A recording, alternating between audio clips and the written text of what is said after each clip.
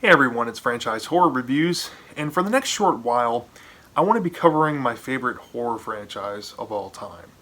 Now, this horror franchise has been one of my favorites ever since I was a kid, and I've loved this ever since I saw the first movie, when my dad bought me a DVD copy of it when I was about 10 years old. And this movie really made me a horror fan.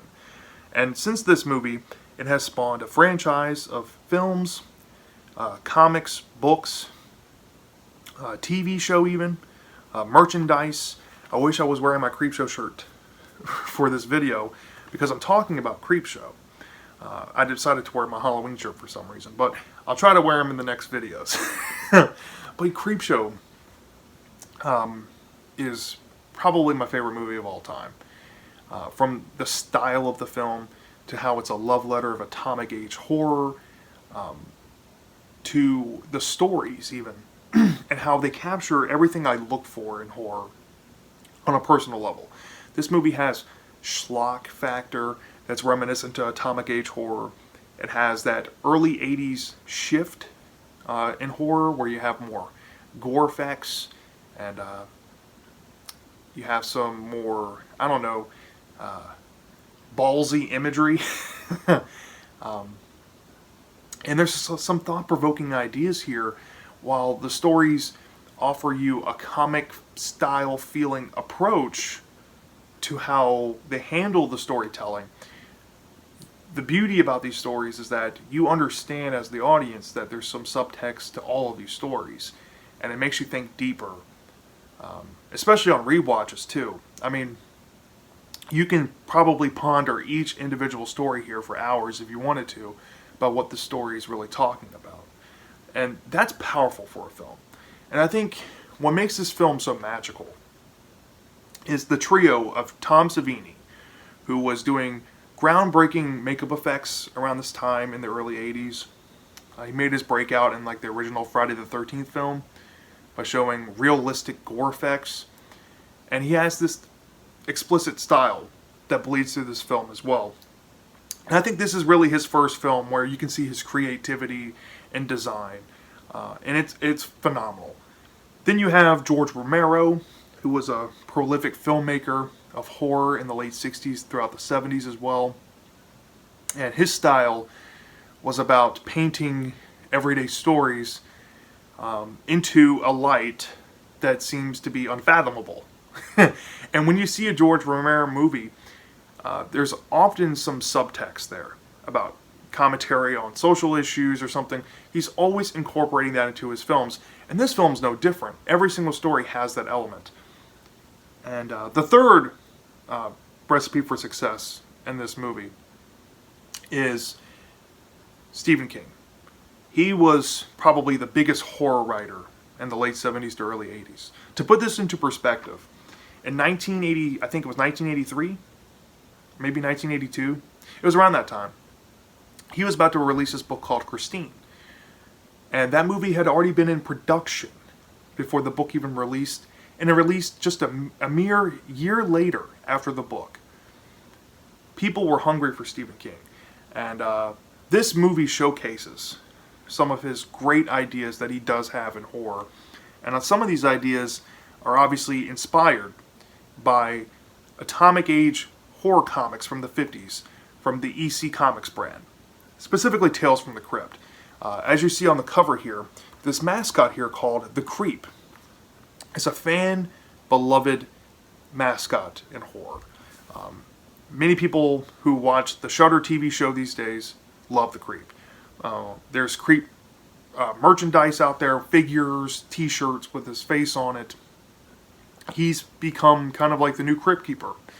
And it's rightfully so. I mean, this movie was made to be a love letter to those comics. And the Creep was meant to be originally an homage to the Crypt Keeper, but over time kind of became that unspoken heart and soul of the film. Because it's supposed to transplant you into comic books, right? And that's where I think this film succeeds in so many ways. Whether we're talking about the style of storytelling, to the effects, to the animation in this film. I wish I knew the animators who did animation in this film. but it's fantastic, right? I can't stress this to you. If you're a comic book fan, if you're a horror fan, if you're a Stephen King, George Romero, or Tom Savini fan, and you have never seen this before, you're really missing out. This has to be one of the most comic book feeling movies ever made. And part of its genius, I think, is how these creators understand what went into making comics back in the 50s, before 4-color was a thing, right? And whether we're talking about the use of red and blue lighting to bring out the effects of Tom Savini, or bring out the mood of an ending of a story, of each story, right? These red and blue lights are supposed to signify color popping that was done in pre-4-color comics. So everything about this is smart. Everything about this is great. From start to finish. It's just purely and utterly iconic to me. And yeah, I mean, I really have nothing else to say. Now, for these first few reviews, I'm going to be doing the movies, right? I will be covering this film, Creepshow 2, which had only 3 stories compared to this movie, which had 5. And 2 of those stories got axed. One went on to be in Tales from the Dark Side, the movie, and the other was supposed to go there as well, but never made it, but got turned into a comic book years later. So I will be covering Creepshow 2. The comic, which features a story called Pinfall, that was released in like an Arrow Video Blu-ray release a couple years back. If I can get my hands on that, I'll show it in video, but if not, I'll just talk about it on video at some point. And the other story, Cat from Hell, ended up going into Tales from the Dark Side, the movie, like I said. So I will be covering Tales from the Dark Side, the movie, throughout these reviews, because that's kind of the unofficial Creepshow 3. I think a lot of people would agree with that, especially a lot of diehard Creepshow fans. And I'll be covering the, probably for the last time I'll ever watch this movie, I'll be reviewing it. It's the Creepshow 3 we got in the mid-2000s from HBO, and it's an utter abomination to everything horror, and to any horror franchise ever made as well. It's an absolute piece of shit. But I will be covering that. And there's comic books and books by Ellie Cooper and the TV show, and I'll be covering all that stuff.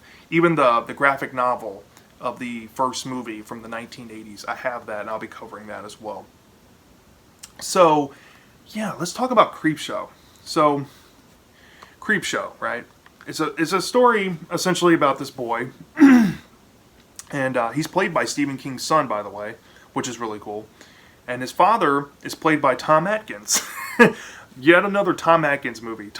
Any Tom Atkins movie in horror is probably one of my all-time favorites. And it's for a reason. I mean, he's the Atkins. He's a legend. And this kid is obsessed with 50s horror comics, right? And whether it takes place in the 50s, I don't know. It's kind of ambiguous. But his father tells him to grow up and stop reading these horror comics, and takes his comic and throws it in the garbage outside. And the kid's all distraught and upset. In his room, you see posters of horror stuff. He's a big old horror fan. And his father's talking with his wife downstairs, and his wife's like, "Did you really have to hit him and, take his thing and throw it away?" And the dad's like, "Yeah, he needs to grow up." And you see a cutaway of the boy upstairs smiling, and he's looking out his window, grinning.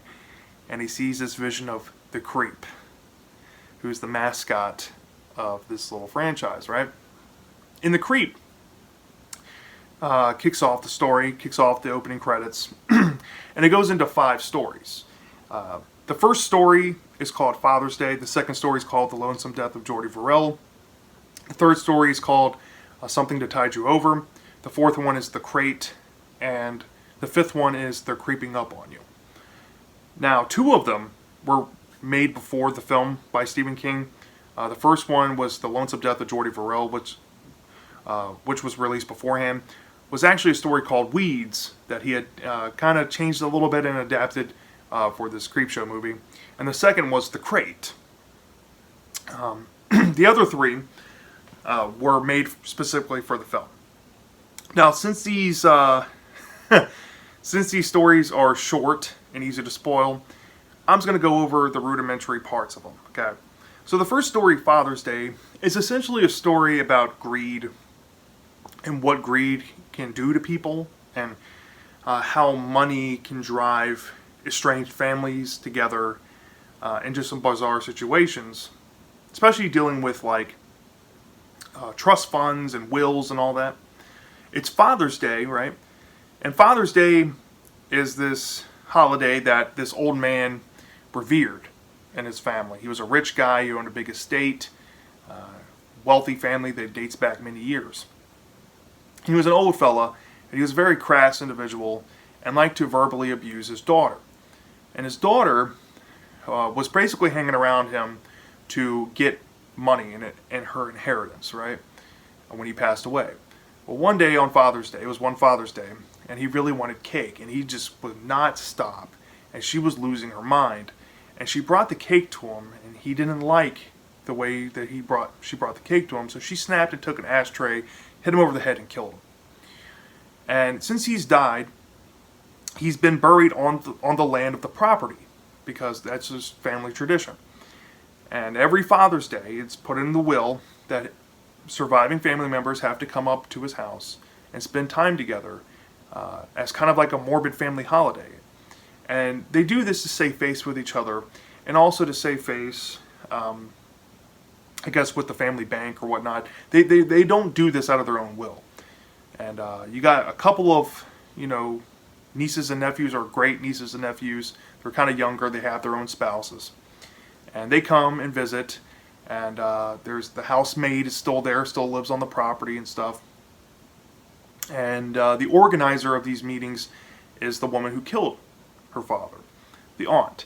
And she's become like an alcoholic, and she's suffered severe depression for quite some years. You can kind of tell that she's not mentally there at this reunion, and everybody else seems to be fine. But the aunt gets drunk and goes outside to the graveyard and speaks her mind and just lets her father have it at the grave. But something happens with the father at the grave. And you see these really cool effects pop up. I brought it up before, the blue and red pre-4 color colors in comics back then. Blue and red would be used to accent comic panels. And you see these effects kick on whenever monsters come into the story. And essentially a monster comes out of this graveyard. Right? Starts wreaking havoc on the family. A couple of people die. And there maybe might be a few survivors by the end, and you figure out what the plan is for this creature in the graveyard, and there's an ambiguous cliffhanger ending. So the first story is a pretty good start to the film, and it segues into the second story, which is The Lonesome Death of Jordy Farrell, which is a more comedic story, maybe just as schlocky as the first one. But this one is a story about isolationism. And it's about, if you've ever seen David Cronenberg's The Fly remake, about that character in that movie getting a metaphorical death sentence, like cancer or AIDS or something, right? And there's no cure, and you're pretty much going to die. That's essentially the same attitude with this story.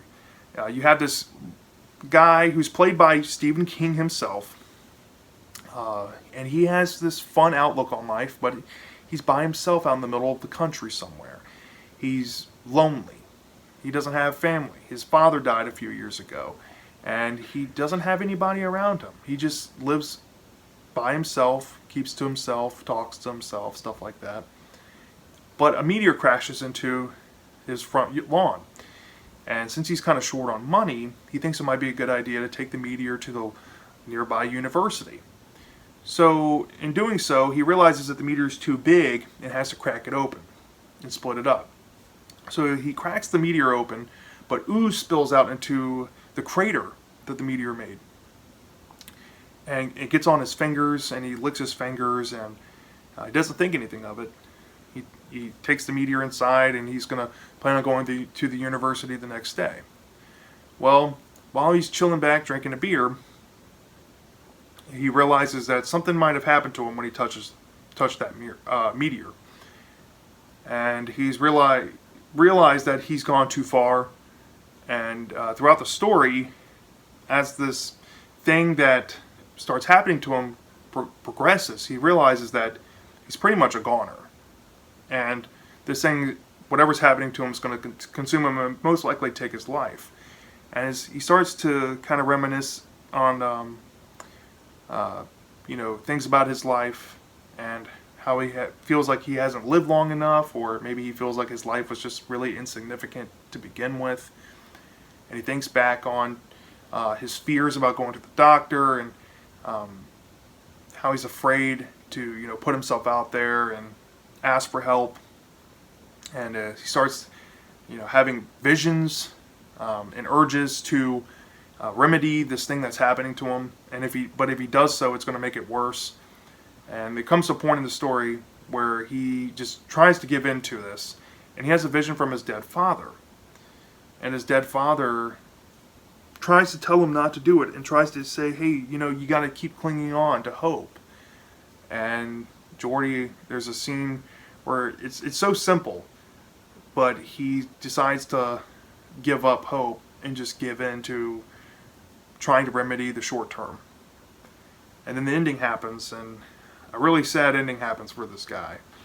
And because of what he decided to do, it may or may not have lasting ramifications on not just his life, but everybody else around him. And that's essentially the lonesome death of Jordy Verrill.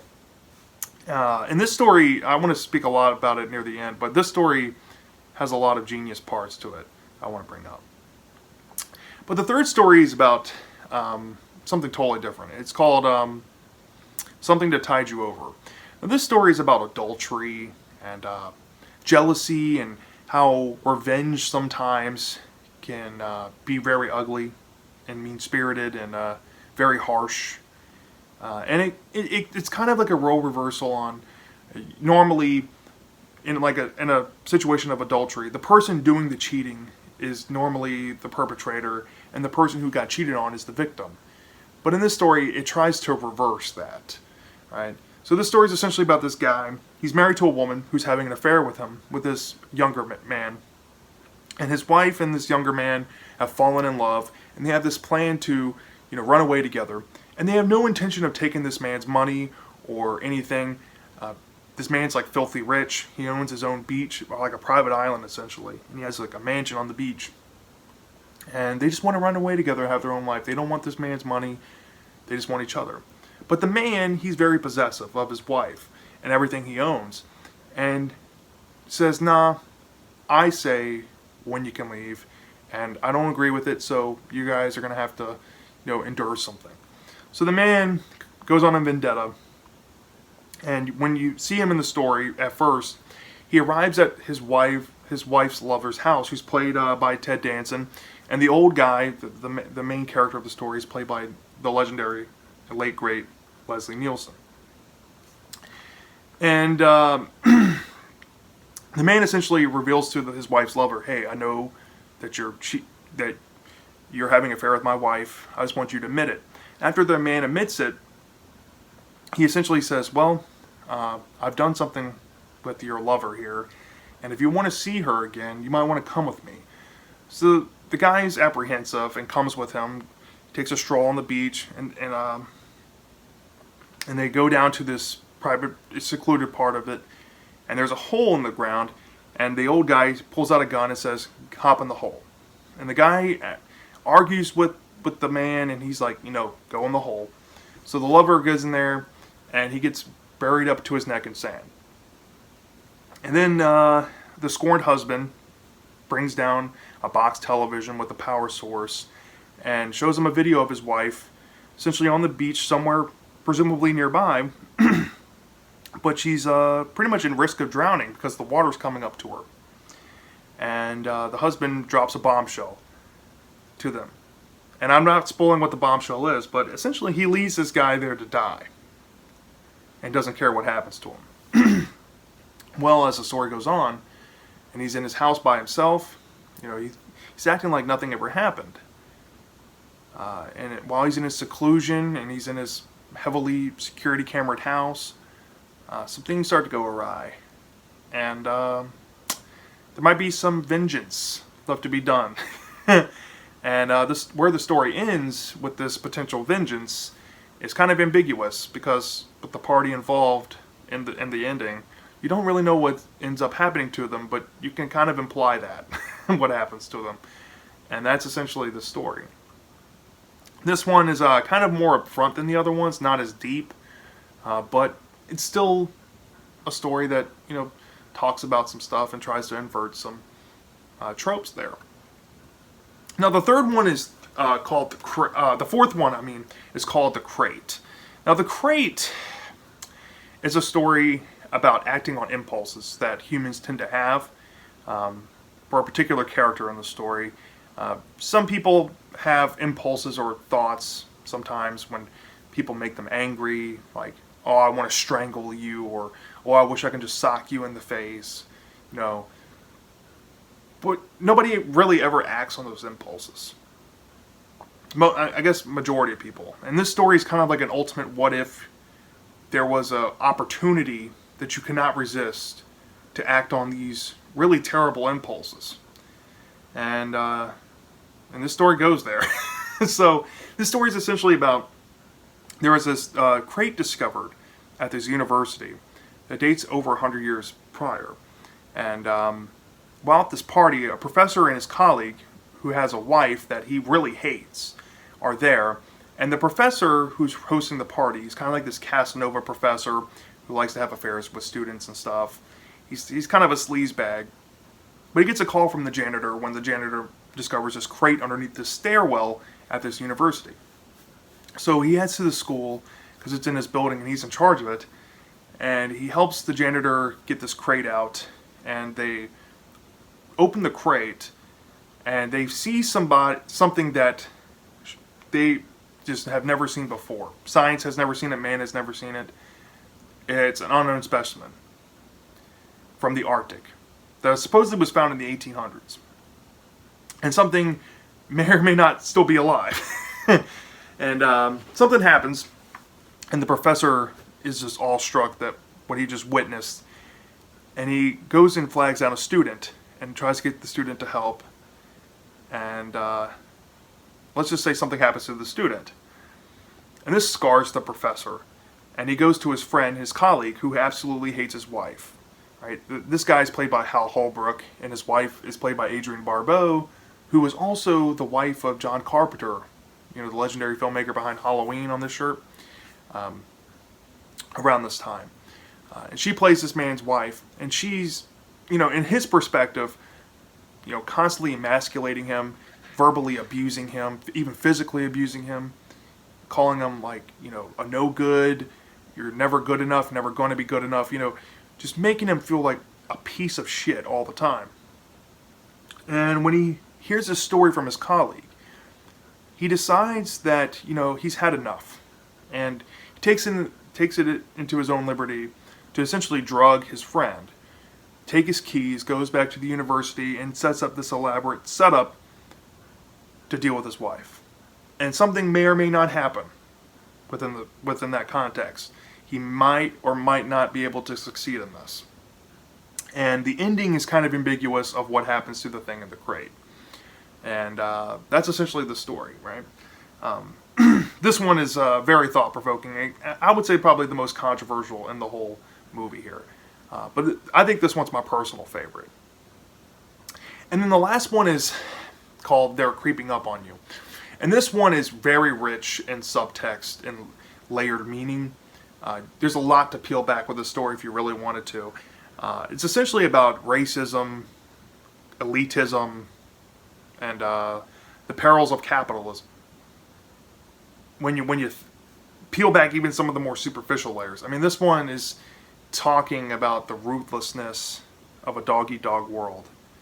Or I guess bug-eat-bug world in this situation. The story is about this guy who's a germaphobe and he's afraid of bugs, but he's really filthy rich and he has this penthouse suite in this really nice city apartment building. And he has like a personal bellhop that comes up to his room and checks on him every few hours. He has multiple phones throughout his apartment. This is the early 80s, mind you. he has a business phone. He gets business calls. He's an investor, you know, tycoon type of guy. But he has some severe flaws. He has a germophobia, and you know, he's afraid of bugs. So he's constantly spraying pesticides around his apartment. He's carrying around pesticides, killing cockroaches. Apparently, there's a cockroach problem in this world to him, and he's like become hyper fixated on this stuff. His whole apartment is dressed out and state of the art for the time. I guess bunker technology, so where he can like hermetically seal himself in any part of his apartment to keep him like germ free and bug free. And there's multiple things in rooms like that around his apartment. Well, there's some symbolism dealing with the bugs and how he just constantly wants to squish bugs, and some comments he makes about bugs when he squishes them. And he kind of correlates that to humans when, you know, he gets a phone call from a distraught woman blaming him for what's happened to her husband. And he essentially reveals like he doesn't care. I mean, this is just the real world problems. Bugs get squished all the time. If you're not going to be the person who squishes the bugs, you're essentially just the bug. And that's just how we view that, right? But then his personal bellhop that checks on his room, he's an African American guy, and this guy's like an old white guy. And the legendary E.G. Marshall plays this guy, and plays him very well.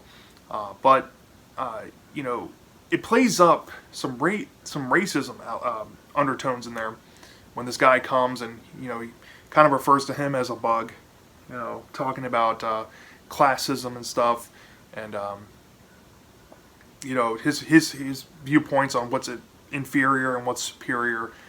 There's a lot of that there, right? And against, I guess, his luck, there's a blackout that happens in the city and cuts off power to his apartment. And when it cuts off power, it short circuits all of his technology that helps keep his phobias in check. And when those things go unchecked, and when the power turns back on, there was enough time for potentially some bugs to make it through this supposedly supposed to be sealed off to bugs technology. And he basically has to confront his phobia face to face. And normally he's just dealing with one at a time, but now there's hundreds, thousands of these bugs. And they're following him. Every room he tries to go to in his apartment. And essentially, he's cornered near the end of the story, and something happens to him. And it ends on a very gross out note.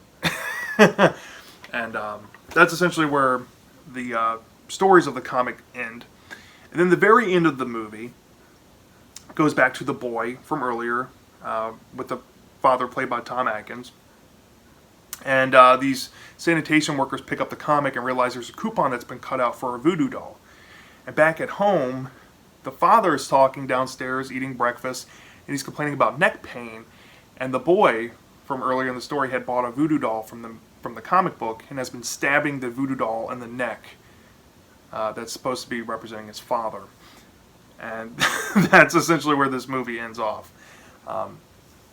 Yeah, for a 120-minute anthology film, this film just has so much style for it and so much substance in the stories, and it's a love, like I said, it's a love letter to EC Comics. The comic book effects in this movie really pop. Like I said, I've brought this up many times now, but the red and blue lighting, it's supposed to simulate pre-4-color comics and how those colors brought out comic panels back in the day, is so genius. And these guys know how comics were made back then, and you can clearly tell. I mean, it's fantastic. This feels like the most comic book feeling movie I've ever seen. And I love this aesthetic, and I actively look for this aesthetic in movies. I know like Scott Pilgrim versus the World kind of has something similar to this. Eric Bana's Hulk has this. Even Creepshow 2 to an extent has it. I like that style. And this film just encapsulates that so well. Tom Savini's makeup art is fantastic. Seriously. The music in this film is fantastic. George Romero's directing is great. Each story feels like their own contained story and has their own distinct atmosphere. And each of them are unsettling in their own ways. And I think a lot of that has to do with Stephen King's writing in these stories, bringing something different to the table. In my opinion, I think my favorite one is The Crate, which I'd probably give that one like a 5 out of 5. And then like right below that, I'd probably give my second favorite one to The Lonesome Death of Jordy Verrill, only because I think for how simple that story is, it's super effective. I'd probably give that story about a 4 out of 5. Then Something to Tide You Over is probably my third favorite. Same situation, 4 out of 5. Then right below that would be They're Creeping Up on You, which I'd probably give like a 4 out of 5 as well. And then Father's Day, I'd probably give like a 3.7 out of 5. Or 3.75 out of 5. The opening one it's a good way to start the movie because it only gets better from there. And that's why I said that earlier. But they each offer their own things, and they do it well. Like Father's Day, I brought it up. It's a story about greed and what greed can do to people and cause in like families and stuff. I think it's brilliantly told there. And it's told in such a schlocky and fun way that you can't help but just smile when you watch this thing. Lonesome Death of Jordy Verrill, I think, is a smaller story, smaller scale story. It's probably the shortest in this whole movie, but it does what it does well, telling the story about isolationism and being confined to a death sentence, and you basically have to die alone. And it's super depressing, but it's very effective. Then you have stories like Something to Tide You Over that are more upfront and not really super deep, but it tries to invert the trope of, normally the victim is the person who cheats, person who gets cheated on, and the perpetrator is the person who cheats, but it's inverted here. And it's very interesting. Kind of schlocky like Father's Day in a lot of ways, but it has a lot of heart to it. And still has those blue and red colors like the other stories that make it pop. The Crate is talking about, like I said, the hypothetical.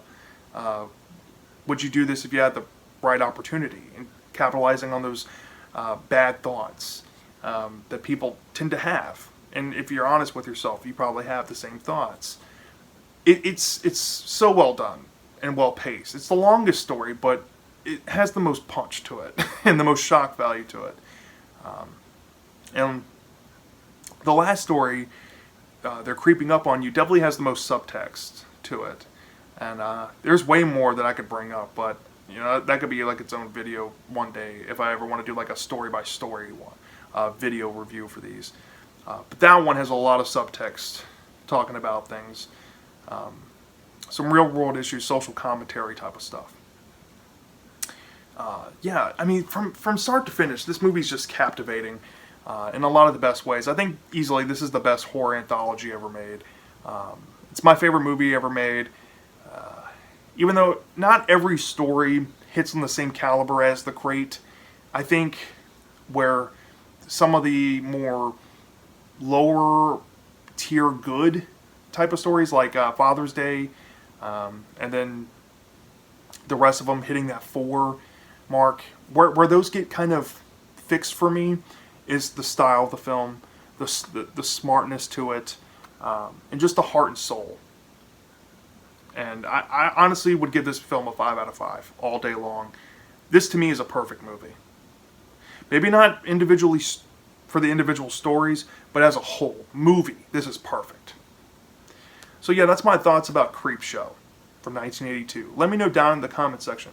Do you love this movie? Do you hate this movie? What's your favorite story in this? What's your least favorite story? I'm dying to know. And I'll see you next time.